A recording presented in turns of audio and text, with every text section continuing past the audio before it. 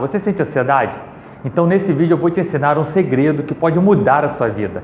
Se você ainda não me conhece, eu sou o terapeuta Wilson Neto e vou te dar uma dica de como gerenciar a sua ansiedade, certo? Mas antes, o que é ansiedade para você?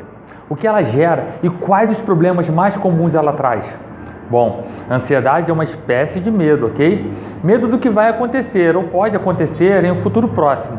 Então eu acabo criando algo na minha cabeça e fico com medo daquilo que eu criei acontecer. Relembrando que o medo é um sentimento muito útil para nós seres humanos e serve para nos proteger. Porém, o lado negativo de sentir medo em excesso é que ele nos paralisa.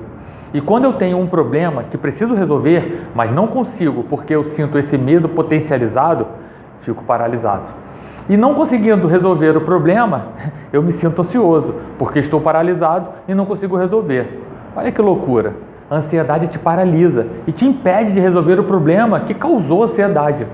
E aí você entra num círculo vicioso de sofrimento em cima de sofrimento e muitas vezes não consegue sair. Até porque, dependendo de cada um, essa emoção gera um sintoma fisiológico de paralisia mesmo. Tem gente que começa a tremer e perde o controle dos movimentos, fica todo rígido, chora, enfim. Isso tudo pode ser atenuado ou até mesmo evitado, mudando apenas o pensamento. O pensamento é a única coisa que você controla. Tudo começa por um pensamento, certo? Depois eu tenho um sentimento e desse sentimento eu tenho uma reação, fisiológica ou emocional. Controlar um sentimento ou uma reação fisiológica é muito mais difícil, ou nem é possível, dependendo de quem estiver pensando ou repensando a todo momento na cabeça.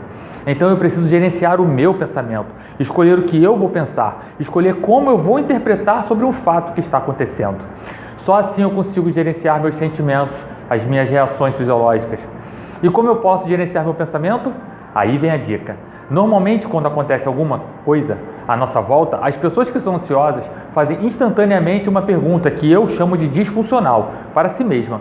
É uma pergunta disfuncional, normalmente começa com as palavras "e se?". E se eu perder meu emprego? E se eu não conseguir falar em público? E se eu chegar atrasado? E se meu pai brigar comigo? E se? E se? E se? Faz sentido para você?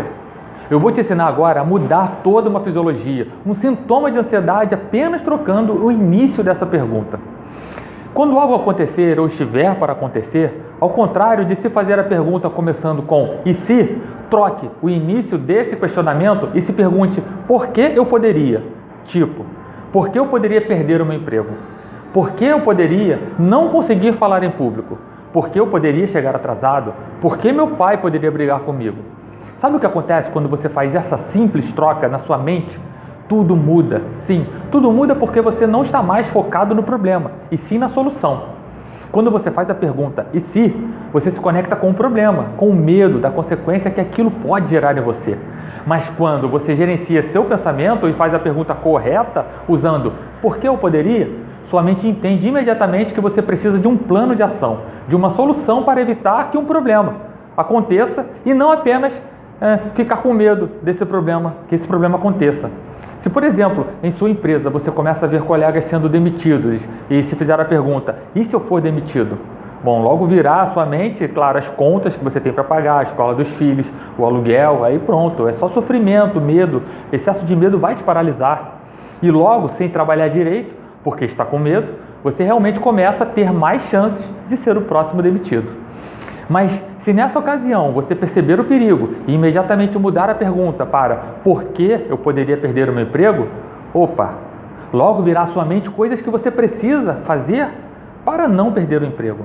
Por exemplo, eu poderia perder o meu emprego porque eu não falo inglês, porque eu não cumpro uma meta, porque eu preciso aprender um sistema novo. Outro exemplo, uma pessoa ansiosa que precisa fazer uma apresentação em público.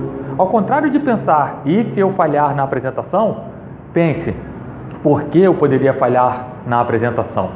Aí as respostas vêm e podem ser porque eu não estou seguro com o tema, porque eu sou tímido, porque eu preciso estudar mais o assunto, enfim, não sei. Perfeito, achou os porquês? Monte um plano de ação para minimizar que isso aconteça. Se conecte com a solução. Estude mais o assunto, estude técnicas de apresentação em público. Veja que apenas mudando o início desta pergunta, sua mente se conectará com soluções, situações que você pode ou deve fazer para que essa ameaça não aconteça. E não ficar paralisado com medo, esperando o perigo acontecer. vai buscar o conhecimento que precisa, vai buscar a ajuda de um profissional, vai aprender o sistema novo para não perder o emprego. Mas para isso você precisa estar bem consciente. Escolha o que pensar, gerencie seus pensamentos, fique atento ao que você pensa. Essa é apenas uma das ferramentas que você pode usar, ok? Eu espero ter te ajudado de alguma maneira e se você gostou, compartilha com quem costuma começar suas perguntas internas com "e se?". E me segue aqui para ter acesso a mais conteúdos como esse. Aproveita também para refletir qual a pergunta disfuncional que você pensa, que você mais faz e qual a pergunta funcional que você poderia fazer para colocar no lugar. Tudo bem? Um abraço, até a próxima.